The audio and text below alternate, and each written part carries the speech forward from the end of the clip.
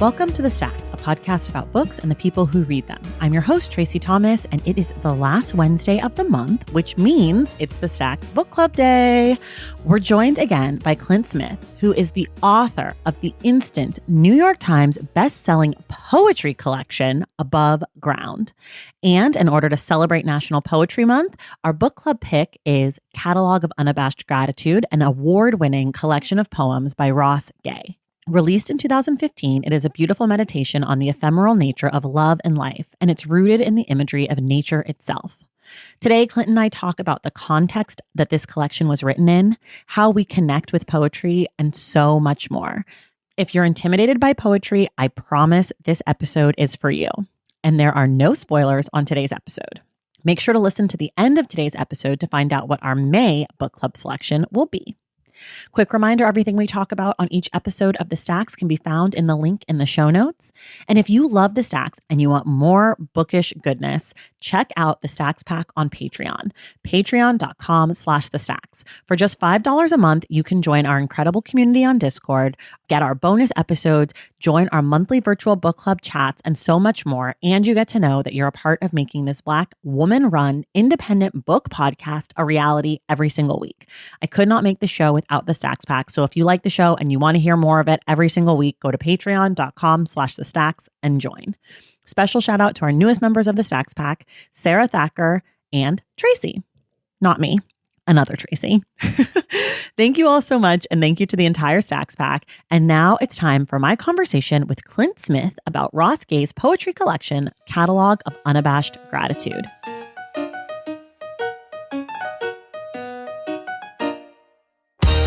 All right, everybody, it is the Stacks Book Club Day, and we are joined again by Clint Smith, author of Above Ground, a brand new poetry collection, and also How the Word is Passed, which is his narrative nonfiction, which I'm sure many of you have heard of because he was already on the show about that.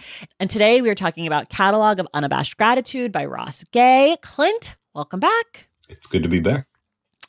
Thrilled to have you to talk about poetry because poetry, I always feel intimidated, and you're a poet, so you'll know the vibes. But for people who don't know anything about this book, Catalog of Unabashed Gratitude is a collection of poems that sort of spans gratitude and joy, but also there's some grief in here in some major ways. And it's a collection of poems from Ross Gay. And some of you will know Ross Gay from his more recent books, The Book of Delights and Inciting Joy, which are his two latest books, which aren't poetry collections. They're like essay collections. Okay, we always start here. Generally, what did you think of the book? I love this book. And this book is one that I think it came out in 2015. And I remember, it was critically acclaimed, National Book Award finalist. I think it was also a finalist for the national.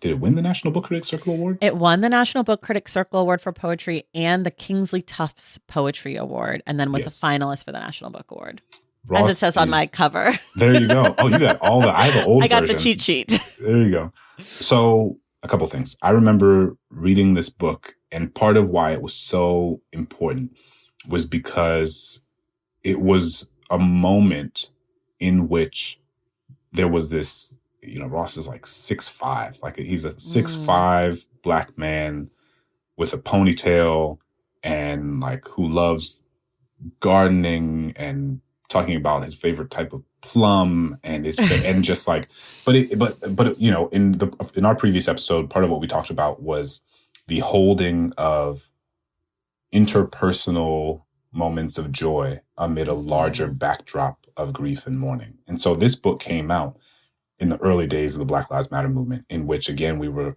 sort of incessantly inundated with these images of violence against Black people, so often at the hands of state-sanctioned forces.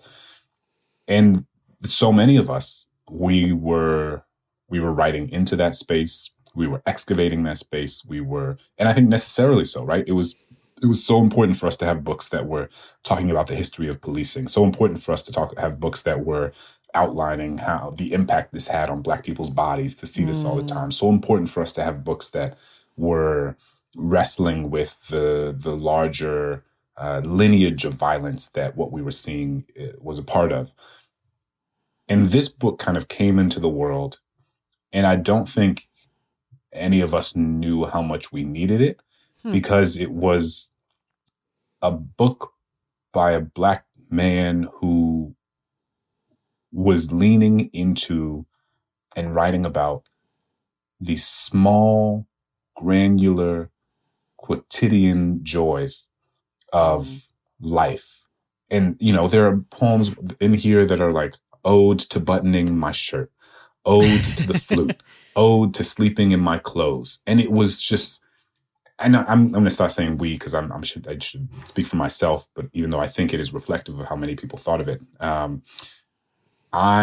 it was so important for me to read that book in that moment, because it was a reminder for me before we moved into this phase of like Black joy and Black, you know, and which is, I think, a rejection or an attempted counterweight to all of the violence, all of the oppression. Like, we are more than our history of violence. We are more than our history of oppression, which is absolutely true.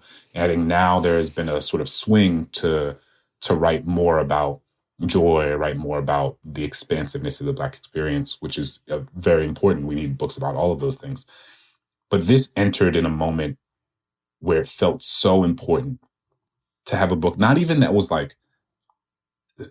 saying like, I'm a tall, large Black man writing about joy, but that just was, right? Like, it was just was. It was just him saying, look at the world around us. Like, how remarkable it is. Like, look at the fig tree. Like, look at, you know, I mean, he goes on for pages about this fig tree, right? And like, and manure on his hands, and being in his garden, and conversations with his elders. And to your point, it's not to say that there aren't moments, and we can talk about those of larger socio-political analysis and grief and mourning, but it was just so refreshing, because it was a reminder that we are more, and we can write about more than the violence that was inflicted on us, which feels, you know, this is 7 years later. So saying that, even as I say it out loud, feels more like self-evident, because then maybe it felt at the time, because now we're like, oh, of course, like, people write about all sorts of types of Blackness is you know, there's a lot of heterogeneity to the Black experience. We write about this and that and this and that. But in a moment where we all felt so oriented at as Black writers to use our writing to name and to shame and to carry the weight of this history, there was this book that was like, yes, and don't forget what a miracle it is to like wake up each day and be alive. And in its own way, raise the stakes of what was happening around it, because so many of the people who were killed at the hands of police, like, it is not only that they are killed, it's not only the spectacle of what has been taken away through their death, but it's also that they will never button their shirt again. Right? They will never fall asleep in their clothes again. They will never look at the fig tree again. So it is, in its own way, it was this reminder of why life is so precious, and helped give a sense of like, this is what was taken away from so many of these people who we see who were being killed. So, okay. What is annoying to me about you is that you've already changed my entire opinion about this book in those first few minutes. I struggled a little bit with this book. I got to be honest. I've talked about this a lot, about my relationship to poetry, and I tweeted about it a little bit, which is that I don't feel super secure in my reading of poetry, and in this specific way, which is when a poet is speaking to exactly a thing that I can understand what they're talking about and I can relate to it, I can enjoy a poem. But I really struggle to read a poem by an old white guy from 1852, or, you know, a poem about being a firefighter or whatever, because I just don't get it. So I have no understanding of, like, you know, we used this analogy of the tree last time and like stopping and looking at the tree. It is as if someone is writing a poem about a kind of tree I've literally never seen. And I don't have the imagination and the understanding of poetry to be able to like critique or think about poems in the way that I could read a novel or a piece of nonfiction about a firefighter and be like, oh, I get it. Like the abstractification of life through a poem is very, very, very challenging for me. And so for this book, there were moments like lines or like sections of poems where I would be like, holy shit, I'm here. And then I would like lose it, or I would feel like I don't know where he went. And so when I went back to like prepare for this conversation, there were so many notes that I had taken where I was like, oh yeah, I did love that moment, but I couldn't tell you what poem it was from, or like I couldn't tell you what the poem was about. I could just remember like the way he described like eating the plum. I was like, oh, this is an iconic moment for me. It was a really hard collection for me because usually I feel like there's one or two full poems where I'm like, oh my God, I'm fully here. And I didn't have any poem that I could remember from this, but I did again have these moments. And there were things I was impressed by. Like I was really impressed by his sort of meandering style where he'd like start a poem in one place and all of a sudden by the end I was like 9 pages later, I was like, how did we get here? Like, where are we? And I think that's part of what was hard for me is like, oftentimes I'm used to poems where it's like, this is a poem about my dog. And it's like, Fido is my dog. And then we end and it's like, that's why I love Fido. And I'm like, great, I'm here. But with this, it would be like, here's a poem about Fido. And then it would end and be like, and I had a bagel and cream cheese. And I'm like, where the fuck is Fido? Like and so I think like, and that's not to say anything bad about the poems or the collection, but it is part of my like ongoing struggle with poetry. And I think like the context that you gave is really helpful for me to think about this collection because it didn't really occur to me like, oh yes, 2015, of course, like this is coming out into a world of like all of these murders and this like spectacle of Black Death. So yeah. So do you remember by chance there being a poem? It went kind of viral on the internet. It's called A Small Needful Fact by Ross Gay. No. Listeners might remember. It was a very short poem that came out after Eric Garner's non-indictment. And it's interesting because this is a poem that's not in the book, but here I have it. I'm going to just read it really quickly. Yes. Is that okay? I'll read it out loud. A small needful fact is that Eric Garner worked for some time for the Parks and Rec Horticulture Department, which means perhaps that with his very large hands, perhaps in all likelihood, he put gently into the earth some plants which most likely, some of them in all likelihood, continue to grow, continue to do what such plants do, like house and feed small and necessary creatures, like being pleasant to touch and smell, like converting sunlight into food, like making it easier for us to breathe. That I understand. There you go. And I guess, it's interesting trying to make the connection between the moment and Ross's work. I think that poem, part of why it went as viral as it did was because it was a reminder of Eric Garner's humanity, right? And a reminder, again, not that he was not just this abstraction of an idea, that he was not even that he was just this man that we saw on the television or on our news feeds, but it's a sort of, it's like the act of imagining that maybe Eric Garner is someone who liked to work, who worked in gardens and who put his hands into the earth and who, again, these sort of small things that are, maybe it was his job, maybe it was something he liked, but I think what Ross's work does is like leans into the facets of our humanity that we might otherwise overlook. In so many ways, this book and his work more broadly was an inspiration for the sort of sensibilities of my own book, Above Ground.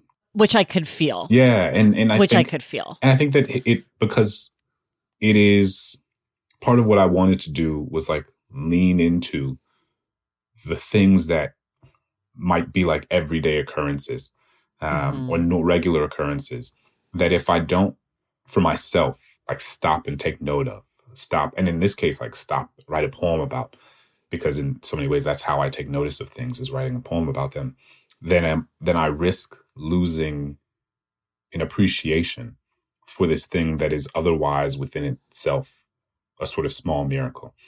I do hear you on how the sort of stream of consciousness of the poem is both one of the things that can draw you into it, but also that can take you out of it, because it is moving in so many different directions. And it's interesting, who it reminds me of, a writer we both love so much, is Hanif Abdurraqib's work. In the way that I remember reading Little Devil in America. Yeah. And but if you read all of his essays and many of his poems, it's like this, like it begins, you think you're reading, a better example is like in his first book of essays, like you think you're reading a book about, or an essay about Carly Rae Jepsen. Yeah. And then you're like, wait, that's the one that popped into my head you're too. like, oh man, you're like, this is not really about Carly Rae Jepsen, or not just about Carly, right? Because it moved, like the thing about Hanif's mind and Ross's mind is the way that the connections that they establish to these things that ostensibly have nothing to do with what the poem or the essay is about. And yet, you read a Hanif essay and you're like, Carly Rae Jepsen, space travel, the first moonwalk, the Soul Train line, the first time my mother made me a pancake, and then suddenly you're like, how did we get to Pluto from the, and yet, part of the reason that I feel like Hanif works for me, which is sort of what I was getting at before about my weakness in poetry, is that I know about Hanif. So I knew some biographical information about Hanif's life. We are of the same age. We have a lot of the same cultural references. And I don't have that background on Ross Gay. And so I couldn't always figure out what he was talking about. Like quite literally, I was like, I don't know what this is in reference to. And so like, I struggled I've talked about this at length because we did A Little Devil in America on the podcast. But when I first read the book, the first essay, I was like, I have no fucking clue what I'm reading. Like I literally was like, the first essay is like the Soul Train essay or whatever. And I was like, or the dance marathons or something. And I was like, I have no clue what this is. Yeah. I do not get it. And then when I finished the first essay and went to the second essay, then I was like, oh. And then when I finished the book, I went back to the first essay.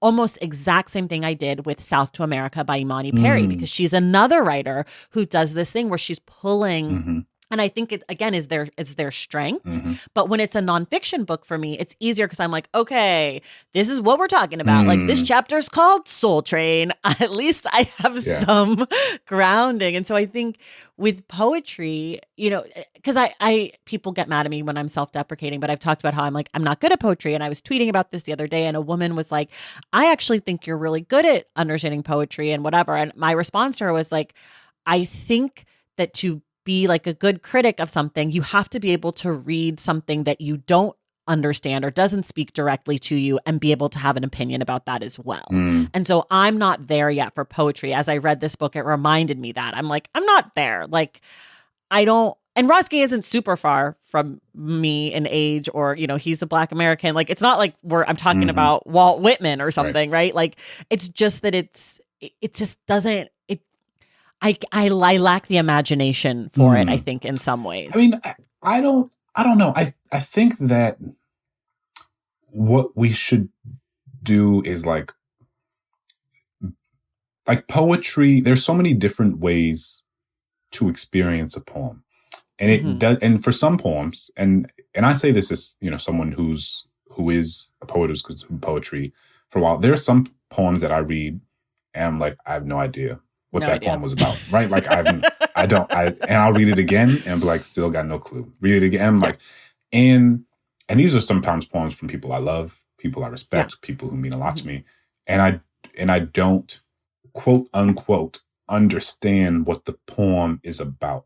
But part of what I think is important to remember is that like to successfully engage with a poem does not simply mean, or does not only mean, that you should understand what the poem is about, right? Like, and I think about this in the context of music. It is wild how many songs I like listened to as a kid, and then we might have even talked about this, and then you go back and you're like, like I was just talking about this with a friend.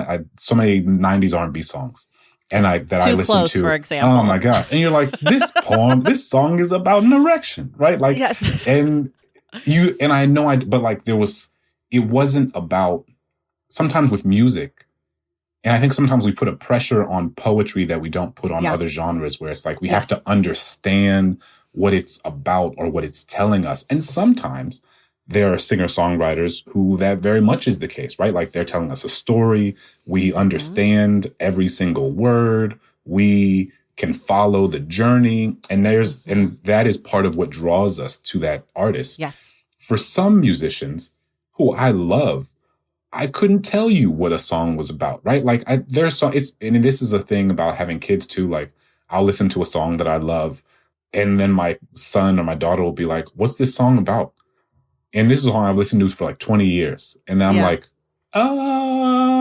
like great question. That's a good question, and I like, and so I try to bring the same sensibility to poetry, right? Where sometimes it's not about me like knowing what the poem was about or what the poet was trying to tell me, what their intention was when I finished the poem. Sometimes you read a poem and it is just about that one line that stays with you, that one image that stays with you. Sometimes it's like a painting. You go look at a painting and you're like, I don't really know what's going on in it, like here, but I know that like this corner of this abstract painting like makes me feel something. Yeah, it's doing something. And you don't necessarily have the language for it. You don't necessarily have. So poetry is one of the things, I think it's a result of the way that we're taught about it. Like we're taught about it as if, and Nate was on the podcast before, we did too, right? this, and he talked about said this. The same but like, thing. and I think that sometimes, I think it's true. Like sometimes we are taught to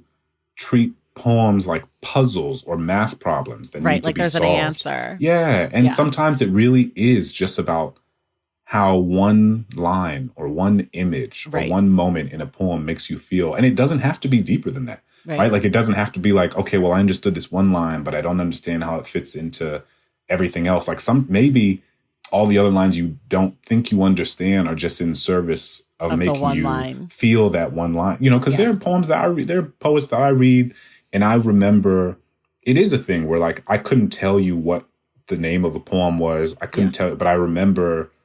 And sometimes I don't even remember what the image was that made me feel a thing. But I remember there was a point in the reading of the book that I was moved or that I was struck or that I felt. And I think that is fine because there's all sorts of different ways to read and engage with poems. I fully agree with you, and I have been told this exact same thing. You're the fourth person who's done a poetry book on the show. So we did Wild Beauty by Ntozake Shange. We did The Tradition by Jericho Brown. We did Doppelgangbanger by Courtney Lamar Charleston, and now we're doing a catalog of Unabashed Gratitude by Ross Gay. And when I first started this, like talking into a microphone about poetry, which again makes me feel very insecure, I was like, I didn't get it. And Gabrielle Seville, who was our guest for the Wild Beauty, she was like, if you get 1 out of 10 poems in a poetry collection, she's like, that to me would be a poetry collection that I like. That's how I would classify that, whatever. And so I took that with me, and I've taken all these little pieces, and that's why I was really wanting to make sure that I said there were lines in this poetry collection where I was like, yes, right? Like where I like felt things and like felt excited, and letting go of this idea that I have to like get everything. But it is hard to read a poem and to feel like this line is sticking out, but I don't know, how did I get here? So, and I don't want to harp on this because I think there's a lot of really good stuff in this collection and like a lot of things that I want to talk about that I liked. But there, as far as like reading poetry, and I know a lot of listeners will feel the same way, it is hard to be a person who thinks about and talks about the written word and then to feel like completely lost. And like to your point about music, my husband and I talk about this a lot. My kids love Bad Bunny. We love Bad Bunny in our house. Yeah. Mr. Stack speaks a little bit of Spanish because of work and things. I speak a very little bit of Spanish. So mostly we don't know what the fuck Bad Bunny's talking about, but we love Bad Bunny. And And that is sort of like this poetry analogy, right? Like sometimes a poetry collection will just like be a banger for me, start to finish. And I'm like, I get it. I'm with you. Like Alive at the End of the World, Saeed Jones' collection last year comes to mind. Above Ground comes to mind. I just finished reading Jose Oliveira's new collection, Promises of Gold, comes to mind. Nate comes to mind. Like it's like these poetry collections where I'm like, I know what they're talking about. I've experienced it. I can feel it. I'm just vibing out. And then there's poetry collections where I'm like, I love Thank You Next on Ariana Grande's album, Thank You Next. And that's it for me. Like, that's the one song, you know? And so, but it is hard to like navigate that as a smart, air quotes, literary person. You know, it's just a challenging, for me, this is the challenge. And I'm sure other people feel this way about sci-fi maybe, or romance or nonfiction. I know many people don't like nonfiction and they're like, it's boring, it's dry. And I say, yeah, some of it is, right? Which is like what you're saying to me about these poems, like, or not these poems, but about poetry. Some poetry collections are going to be giving you academic press, dry as fuck. Some of them are going to be giving you how the word is passed. Some of them are going to be giving you heavy, like, and not every poetry collection can be expected to be everything to every reader. So I try to like make space for that, but it is challenging because I can explain the difference between heavy and how the word is passed and, you know, some academic text or whatever, but I can't yet do that with poetry. So I think that's sort of what I'm getting at. And I think that is okay, right? I also think it's like fine for us to extend grace to ourselves. I don't know how to do that, Clint. Can't you tell I'm all wound up? Oh, God. I see. Oh, man. You have to go on a Peloton ride after this. I know. I already rode this morning. Oh, God. Double header today. Different poets, and again, I keep going back to this sort of like meta genre thing, but like, in the same way, different artists, different visual artists have different styles. And it's, you know, so I've been thinking about this a lot because we're buying art for our new home. And so, you know, I've been trying to figure out what my artistic sensibilities are. Like, I don't really have the language for art. Like, I'm still learning. So, you know, we've been in our house for 7 years and there's no art on the walls. And so I'm trying to figure this out. And I like, you know, I saw this, really amazing print by I can show you. The listener won't see it, but hold on. Well, we could maybe link to it in the show notes. For those who are listening, I am grabbing the print to show Tracy. So this is cool. Let me see how. Are they soldiers? So this is by a guy named Jay Dura, DC based artist, and this is an impressionist painting, sort of modern impressionist, but it's a rendering of a famous photograph of Black Civil War soldiers. And it's like, if you Google Black Civil War soldiers, it'll be the first picture to come up. And I was just so struck by the colors and the broad brushstrokes and the way that the sort of three-dimensionality of it and how he captured this image that I know so well that I've only ever seen in black and white and gave it a different sort of life. I'm looking at the photograph now. Really cool. Yeah. I don't know, like when I look at it, it makes me feel something. And I don't have all the language for it. I don't know if I understand it, quote unquote. You know, like when you go to museums, you're like, do I understand? Like it evokes something within me and that drew me to it. And I think that is enough, you know? Yeah. And every poet has different styles too. The way that I write my poems is something that I take seriously and something that means a lot to me in all my forms of writing is this idea of accessibility.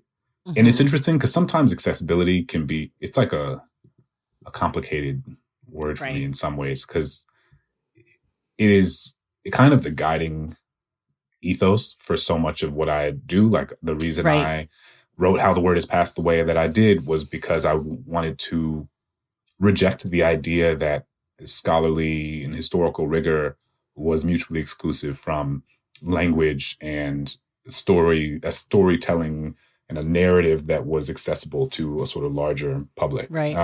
The reason Counting Descent is the type of book that it is because I was a kid who was reading poems in high school and even in college, and sitting there and being like, I don't understand these poems. I don't get it. What is this person saying? This doesn't make any sense to me.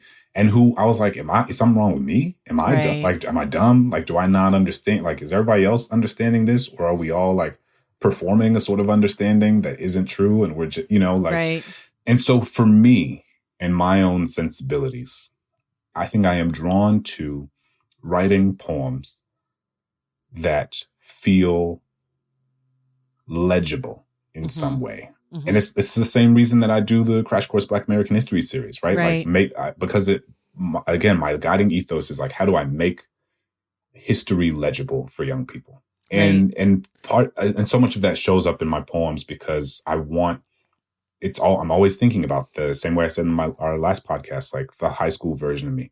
Right. And I want the high school version of me to pick up a book of poems by the 30-something-year-old version of me and feel like they can read them and understand them.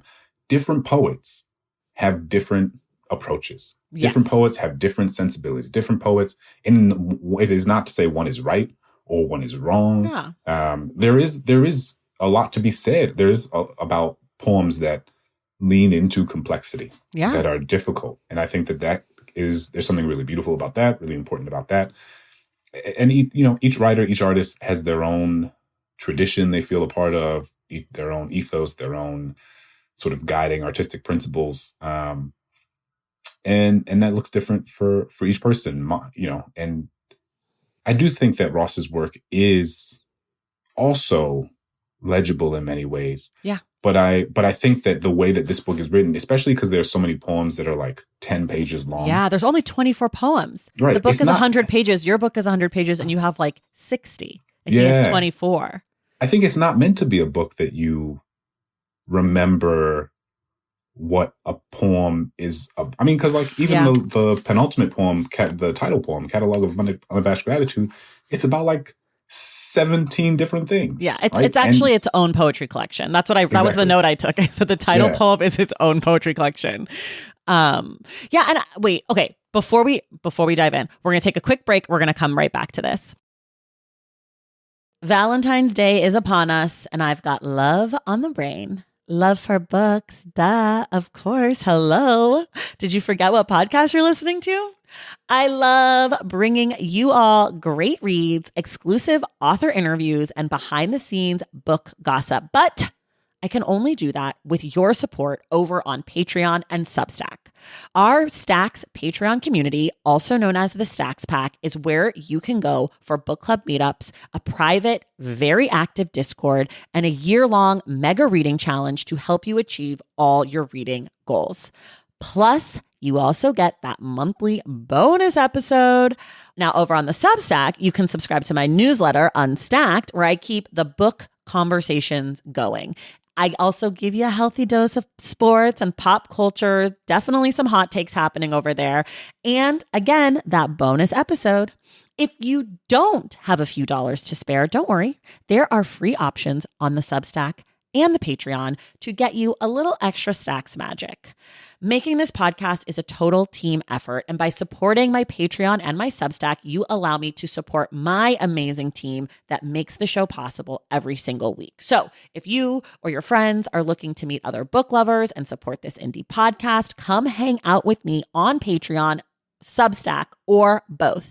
I would love to have you. And since we're talking about love, you can gift subscriptions to the Patreon and the Substack for that special reader in your life. For the Stacks Pack, head to patreon.com/thestacks. And for the newsletter, head to traceythomas.substack.com. And also, there are links to both in the show notes. Okay, see you in the Stacks. Okay, we're back.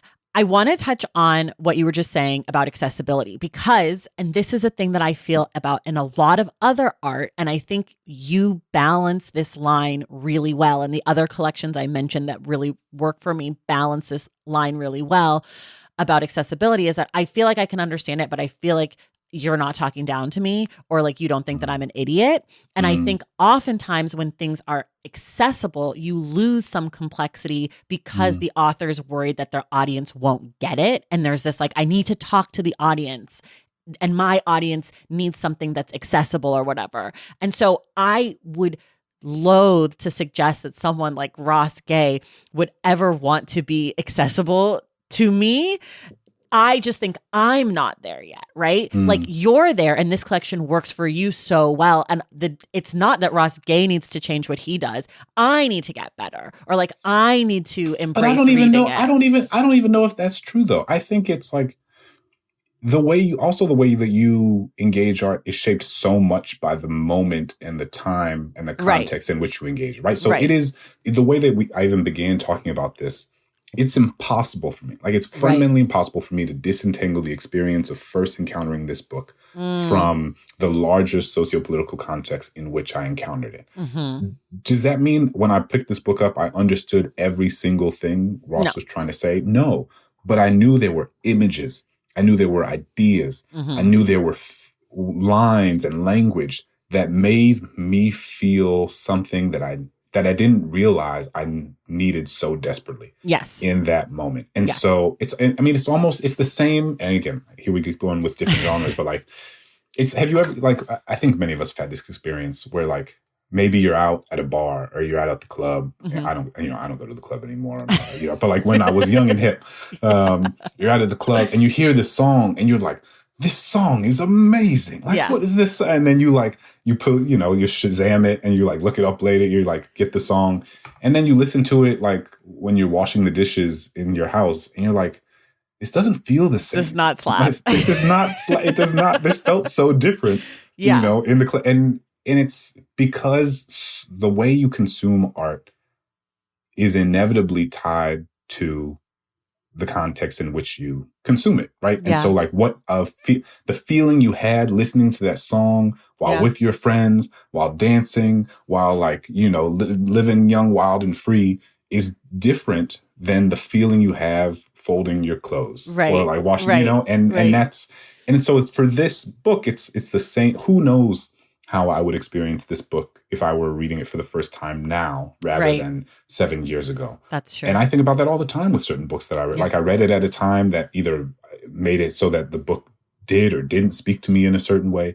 And if I revisit it, then I might engage with it in a way that changes my understanding of it. So, I just want to say that I don't think it's the case that something is wrong with you or that you need to change, but like, not that I need to change, but like I would hate that a poet would change their poems because of like the thought of an audience, because I feel like there is the audience. It just might not be me, right? Or like, but that's for every art again. That's all of it. And I think part of it too is like, it's still sometimes because people don't read a lot of poetry, the collections that they do read, or the poems they read, there's like a lot of pressure on those. People put a lot of pressure on themselves and on the collection to like be the thing that helps them. And like, if they don't get it, like they don't get, you're like, this is just reifying the idea that I don't understand poetry. And imagine, I think if you read, and this is not to like burden you with this task, but like if you read as many books of poetry as you do books of nonfiction, you would find so many more poems because part of it is just figuring out what you like. Right? Part of it is just figuring out what poems and what poets and what sort of vibes that you align with, and then finding the poems and poets that align with that. And when you have a smaller sample size, it can be tougher to find the people because you just haven't read as broadly. But I agree with you. I don't think any poet should change their work in service of the audience necessarily. Unless that's like the intention of the piece. Like unless the intention is the audience and then, Yeah, I think, I write the poems that feel most natural to me. Right. And I have to accept that for some people, and I thought about this a lot with this book. And I thought about this a lot in the editing process and like. With Above Ground, do you mean? With Above Ground. There's some people who are going to read certain poems in there and be like, this is like overly earnest, or like this is too sweet for me, or this is too sentimental, or this is like, well, why do you have to ruin it by like ending on this kind of line that tried to neatly wrap it all up? I wrote the poems that felt most natural for me for each specific poem. Yeah. And I think that part of what that means is that I have to accept that different people, some people might like that and some people might not. Yeah. And that's just what kind of comes with the territory. And I hope that those people who were like, these poems are too earnest or these poems are too, sentimental, well, that you're entitled to have that opinion. And I hope you go find poems that don't feel that way for you. Right. Like and that's okay, and it has to be okay. Okay. I want to talk about a few of the poems in the actual collection. First of all, one of the moments that I felt like Ross Gay and I had come together into one brain and one heart was in the poem Armpit, where he talks about being in his parents' bed and just observing, but not really hearing what they were talking about as like a kid. I don't know. That moment, I loved it so much. I was like, this is my childhood. And I want to talk also about this idea of gratitude, because as we mentioned at the beginning, there's a lot of this poetry collection is about, I don't know Ross Gay, but I assume he's big into gardening. He seems like a gardening girly, okay? Something that I am not into at all, which I think was part of my struggle, was like sometimes he'd be comparing things to like a plant and I'd have to be like, what is this plant? What does that mean? But this idea of grief and death is like very palpable in this collection. And as you were talking about the time in which it came out, of course, that makes that make more sense. Plus, there is the personal grief. He's lost a father. He has a friend who is murdered in one of the poems. And again, it reminds me a lot of Hanif, because when Hanif was on the show, he talked about he lost his mother when he was young, and he talked about how as he's gotten older, he's been able to kind of reclaim that some of that grief as gratitude of like how lucky I was to be alive when my mother was alive for this amount of time. And it again reminds me of Above Ground, because you've got this grief and this gratitude. And I think what I'm trying to say is my favorite part of this collection were all the times that grief popped up, because that was like what made it feel really alive. Like if it had been just like, I love a chrysanthemum, I love a plum, look at this squirrel, I would have been like, okay, no, thank you. But then it would be like, I love the squirrel. And like, I think it's on page 89. I don't think it is. I wrote it down, where he's talking about his friend who's murdered. And he says, and thank you, the baggie of dreadlocks I found in a drawer while washing and folding the clothes of our murdered friend. Like it just comes out of nowhere, right? Like it's in the title poem, and he says, thank you to the woman barefoot in a gaudy dress. Thank you to the man all night long hosing a mist on his early bloomed peach tree. And it's all in the same poem. And all of a sudden it's like, thank you to this and my friend who was murdered. And like, it's like these little moments of like,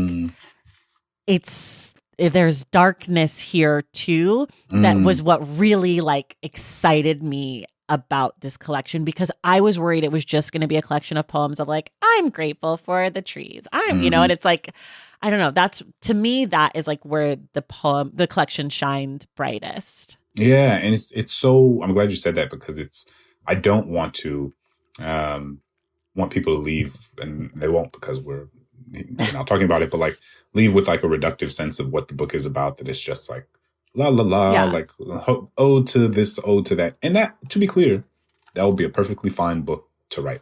Yeah. But part of what I think is so, for me, special about this book is the way that those moments sit almost within the sort of larger sense of gratitude. And you point this out, but like it kind of, they show up because so many of these poems are like long streams of consciousness. They simply show up in the stream of consciousness as they would in our own stream of consciousness, right? Like sometimes you are, to bring it back to something we were talking about at the park, like you're pushing your kid on the swing and you're like, la, la, la, it's a lovely day. this is amazing, blah, blah, blah. And then you get a phone call and your brother and your mom is telling you that like your aunt just died. And then your son is like, they're not on the phone. So like, can I have some Ritz crackers? Like, and push then, me mommy's like, yeah, higher. push me higher. Right. And in your brain and the way you are experiencing it all, it's like if you were to write about that, you're like talking about what it is to watch your kid like swing back and forth and their legs dangling over the swing. And then you pick up the phone and this person who in your entire life has passed away and you have to figure out how to get a plane ticket that tomorrow, the next night to go to the funeral. But at the same time, your kid is saying, look at me as they get on the wheelbarrow. And so your mind is moving to all these different places. And I think it's a similar thing that's happening in Ross's book. Like there's a place where he says, this is on early in the collection on page 4, in the To the Fig Tree on Ninth and Christian poem, at the bottom, where he says, I couldn't understand, and besides, I was a little tipsy on the dance of the velvety heart rolling in my mouth, pulling me down and down into the oldest countries of my body, where I ate my first fig from the hand of a man who escaped his country by swimming through the night.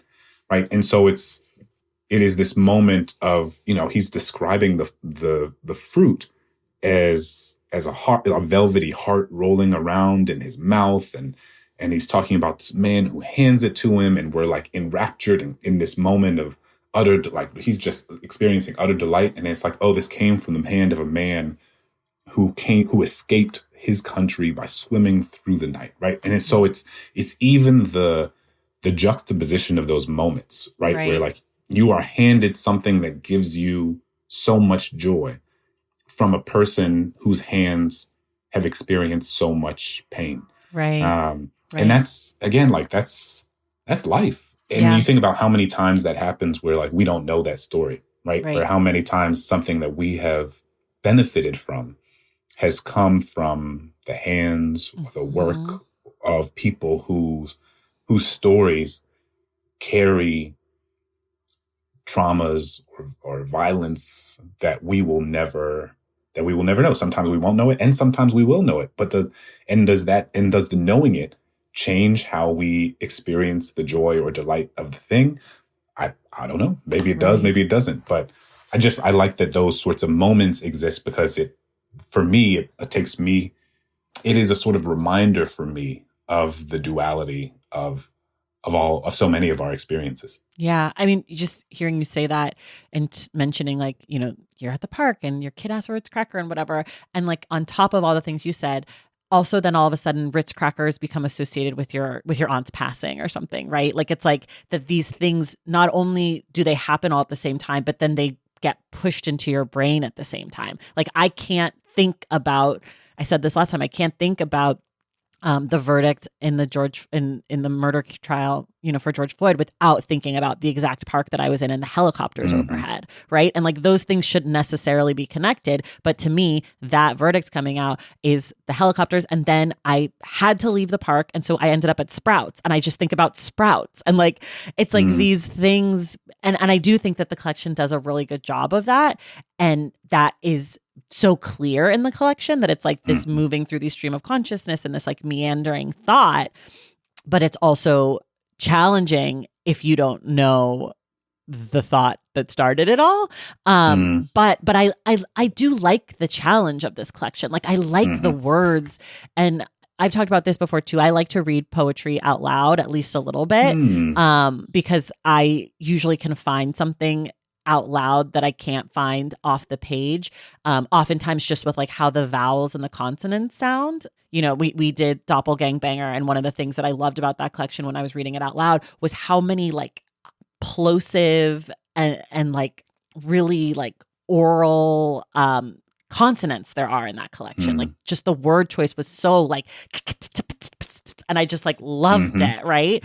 And this brings me to another thing that we talk about a lot that I want to ask you about, because you're a poet, you have a poem about it, so we got to talk about it. I want to talk about punctuation, line endings, and how a poem appears on the page. Because, and I'll give you my quick backstory. People who listen to these poetry episodes know I have a background in acting.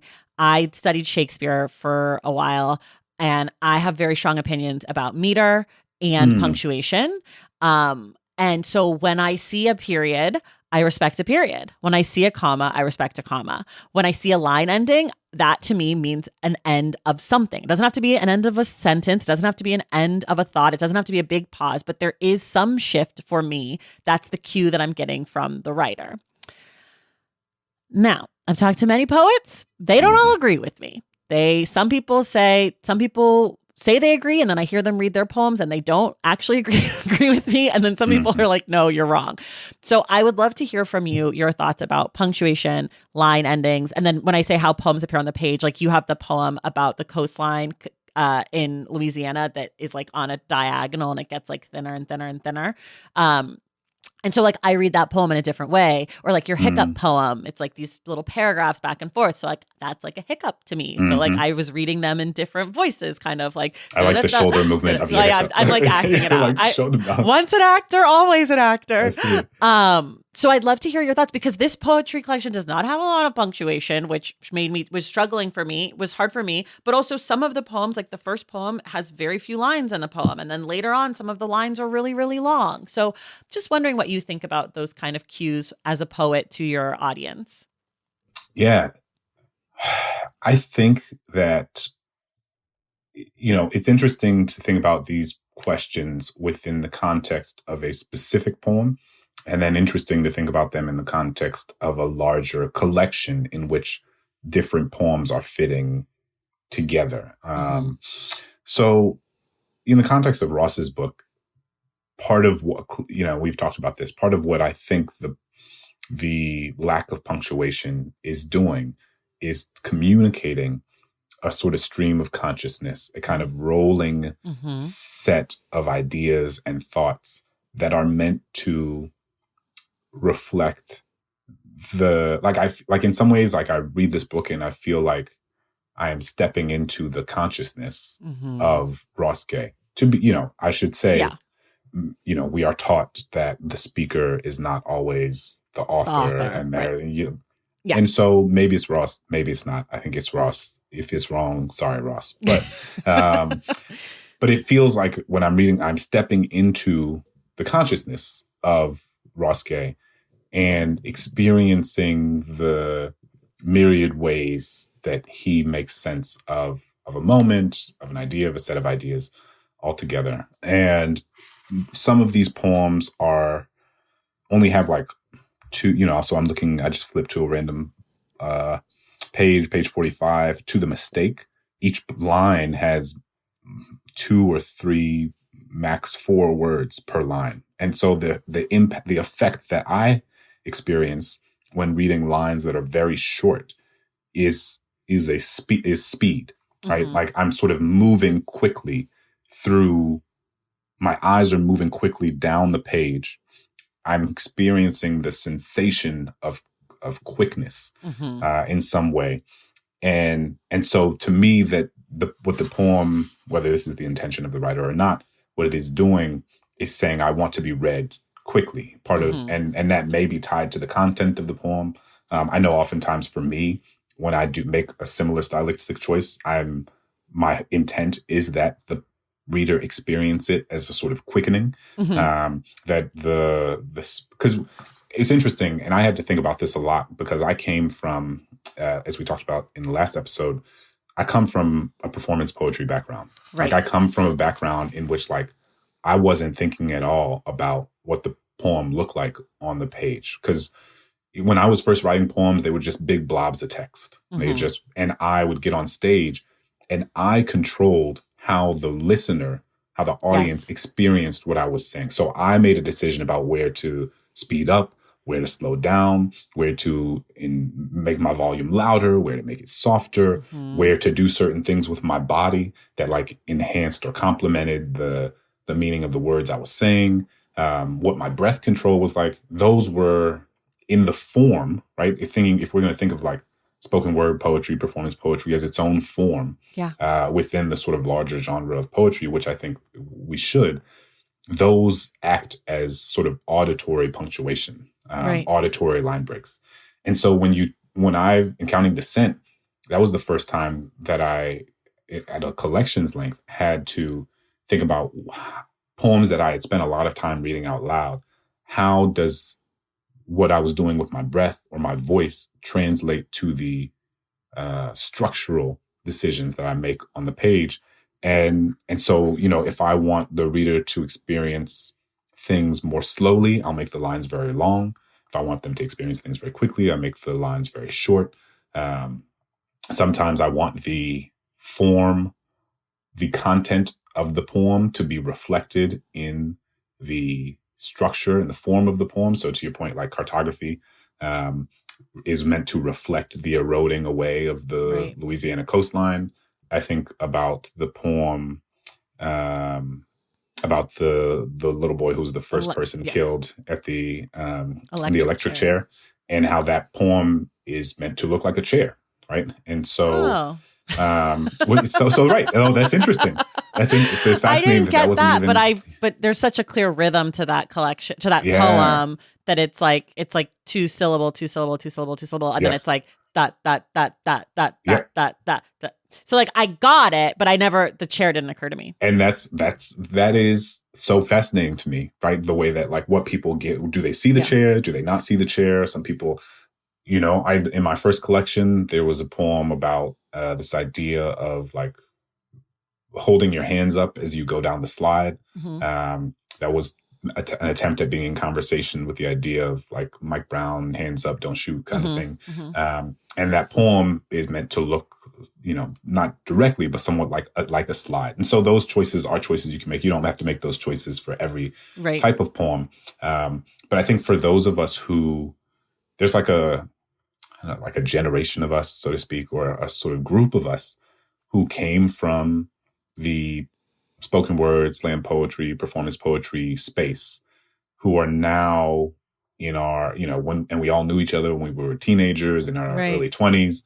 We were at the same open mics, same poetry slams, the same, and now so many of us have like moved into different genres. I think, I'm thinking about Eve Ewing, I'm thinking about Nate Marshall, I'm thinking about Safia Hilo, Elizabeth Acevedo, Fatima Ashgar, Denez Smith, Hanifa Durraqi, like so many folks, I've known these folks for half my life. And part of what everybody, I think, brings to their work and keeps from our time on stages. And, we're still on stages in different ways, but like, now people are writing young adult novels and writing for TV and writing Marvel comics and writing essays and it's amazing to see the way that we took this space that in so many ways trained us as writers. Like this was our training ground. This is where we learned the music of language. And I think that shows up in so much of our work in various ways. But part of what it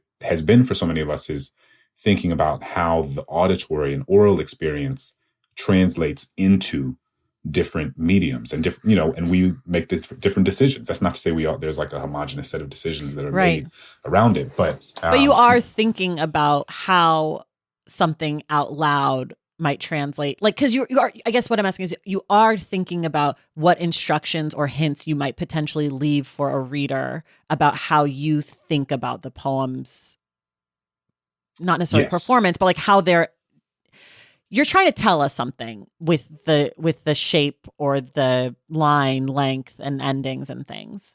Like you want us to respect that. And what I came to with the Stacks Pack on our book club last time was like, I feel like the author is just saying, make a choice. Like choose whatever these short lines mean to you. Like make a choice, do the poem that way, and like see what comes up. But like that there is a choice behind a poem like Mistake or a poem like Catalog of Unabashed Gratitude. Like they're very differently written, and so they should be treated differently to the reader's reading. Yes. And okay. what the author's intent was, it's kind of irrelevant. Like it doesn't matter. Like it doesn't, like when I put Above Ground out into the world, I can have made all sorts of specific, granular, line level, word level decisions about what language am I using? What is this? What is that? And somebody can come to that poem and read it in a completely different way than I intended it. But that's kind of like, that's the name of the game. Right. Like that is literally what art does. When you put it out into the world, doesn't matter what you thought you were doing. Like, it doesn't matter. Like, I mean, you can talk about it and that's interesting, but I have high school kids who like slide my DMs every day and who are like, I was assigned counting descent for school and I have a question about this poem. What did you mean with this? So, like, is the cicada a metaphor for this? What is the this? What is the that? What is the cathedral? Is that, are you saying, you know, and they're like Wikipediaing me and like, all right, he was Catholic, but he has a kid who's 4 and a kid who's 5. 4 plus 5 is 9. Yeah. There were 9 saints in the, you know, and they like do all kind of, you know, because that's how we're taught to think about how we have to analyze poems. And it's like, too much. How'd the poem make you feel? Right? How'd the line make you feel? Like, I'm much more interested in what the line or the poem or the collection did for you than whatever I intended it to be. Right. But there is some, but I guess regardless of how I receive it or what decisions I make with it, you are signaling to us in some way something. If we catch it or not is on us. But there is some, like, you know, sure, choices that are made by you that you're hoping to pass on to us. Not necessarily that we would make the same choice, but that you've made a choice. Yes, that I've made a choice, and even what those choices meant to me might be different than what those choices meant. Because I can sit here and say, you know, when I make short lines, I mean for the pace to be quickened. That's how I experience it as a reader. I read it totally opposite from you. You could, that's so interesting. I read short lines as like thinking on the thought. So it's like, I went to the store to get a glass of milk. And like, it's like that I'm discovering the language for it. Whereas like a longer line, I read a little bit quicker because it's like, I'm telling you something. See? Yeah. That's amazing. I think that's amazing. Like, right. And so I don't think that the author's intent is important, but I do think that the author's, to me, again, as an actor, because that's like, that's what you have. You have the script. I don't have Tennessee Williams telling me what he wants Laura to do, but I have the way that he's written this character, or like, obviously for Shakespeare, like I have the iambic pentameter and I know what that means. So in a line like now is the winter of our discontent, it doesn't follow the iambic. That first now is a bigger moment for us because then it goes into the iambic. Or a line like to be or not to be, that is the question. That also is not iambic. We have an extra syllable or whatever at the end. And so those are like hints from the author, which is how I approach poetry. I'm like, oh, they're telling me something and I have to figure out what that is for me. It doesn't mean that I get your actual instructions, but it means like there's something here for me to unpack, because otherwise it would be written in a different way, you know? Yeah, I think that's right. At least that's how I do it. I don't know. That's the only way I can do it, because then at least it keeps me engaged in a poem. Sometimes like I'll lose my thought, but if I'm like trying to figure it out, I feel like I stay more engaged. Yeah. I want to ask you, did you have a favorite poem in the collection? In Ross's collection? Yeah. It's hard to pick a single poem that is my favorite, in part because Ross might tell you differently, but like I almost read this book as like one long poem. Like it feels less of a set of individual poems than like one large stream of consciousness. I just read it as like 100 pages of Ross's stream of consciousness. And one of the poems that I'm looking at right now is a poem called Feet.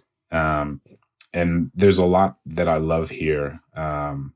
Because it captures Ross's humor. Like he has a line on page 20 on the first one where he says, I'm just actually read the first several lines. Feet. Friends, mine are ugly feet. The body's common wreckage stuffed into boots. The second toe on the left foot's crooked enough that when a child asks, "What's that?" of it, I can without flinch or fear of doubt lie that a cow stepped on it, which maybe makes them fear cows, for which I repent, in love as I am with those philosophical beasts who would never smash my feet, nor sneer at them the way my mother does. That's very funny to me. Yeah. Like the whole thing, he's just like, I have ugly ass feet. And sometimes a kid will look at my feet and be like, damn, like, what's wrong with your feet? And then he'll say, a cow stepped on them. Mm-hmm. And it's funny because I think of my 4-year-old who, like, my 5-year-old, he might be like, this is not true. My 4-year-old will be like, oh my God, a cow stepped on, like, she would absolutely believe you when you say a cow stepped on your foot. And then he's like, I don't want to traumatize this child by talking about how a cow stepped on my foot. I don't want to ruin cows for this little girl. And so I love the humor that it enters with. And he goes like, I have never indulged in the pleasure of flip-flops, shy or ashamed digging my toes like 10 tiny ostriches into the sand. Mm-hmm. Like, again, really funny. And then the other thing I like about this poem is on page 22. And he does this many times throughout the book where he almost does like a meta. He either steps out of the poem and like addresses the reader. Yes. Or he like steps out of the poem to talk about things that poets do in poems. This is the best part of this poem. Yes. I'm trying. I like it. I like it so much. But what do I know? He says, what I do know is that I love the moment when the poet says, I'm trying to do this or I'm trying to do that. Sometimes it's a horseshit trick, but sometimes it's a way by which the poet says, I wish I could tell you, truly, of the little factory in my head, the smokestacks chuffing, the dandelions and purslane and willows of sweet clover prying through the blacktop. I wish I could tell you how inside the steady mumble and clank of machines. And so I just like, he does this, like in some of his poems, he'll have this like, dear reader, or like as a reminder that there's no pretense. He's like, I know people are reading this. And he's also like, almost it's a sort of gentle self-deprecation that I really appreciate. Like, I like it when I personally like it also when poets don't take themselves too seriously. And it's just a sort of like, it was just a cool moment. So I really like the poem Feet. I do too. For a lot of reasons. Okay, last thing, because I know you have to go. What do you think of the title and the cover? And then we're done. Beautiful cover. I love the colors. It is. And this, to wrap up, I feel like we've had so many meta, like the meta commentaries.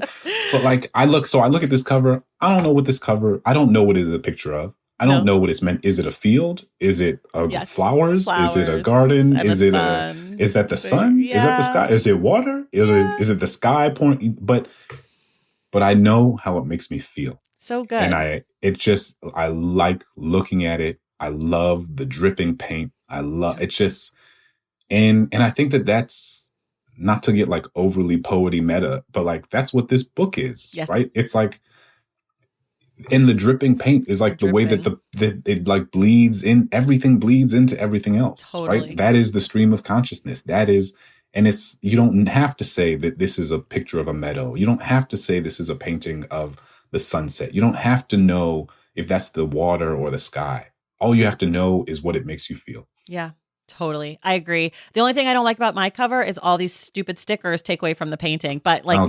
congratulations. Yeah, sorry, it's so good. And I love I love that the title was in one of the poems. I always love that. Mm-hmm. Okay, this was so much fun. This was Clint, great. You're welcome anytime. Thank you so much for being here. Everybody, you can go get Above Ground wherever you got your books. Thank you, Clint. It was so fun. And everyone else, we will see you in the stacks.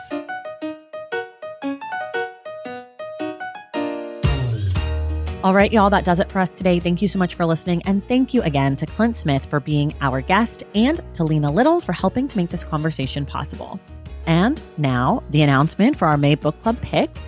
The book that we'll be reading is called This Boy We Made, a memoir of motherhood, genetics, and facing the unknown by Taylor Harris. Came out in 2022, and I am so excited to read it with our guest, but you'll have to listen next week on May 3rd to find out who our guest will be. We will be discussing This Boy We Made on Wednesday, May 31st on the podcast. If you love the show and you want inside access to it, head to patreon.com/thestacks to join the Stacks Pack.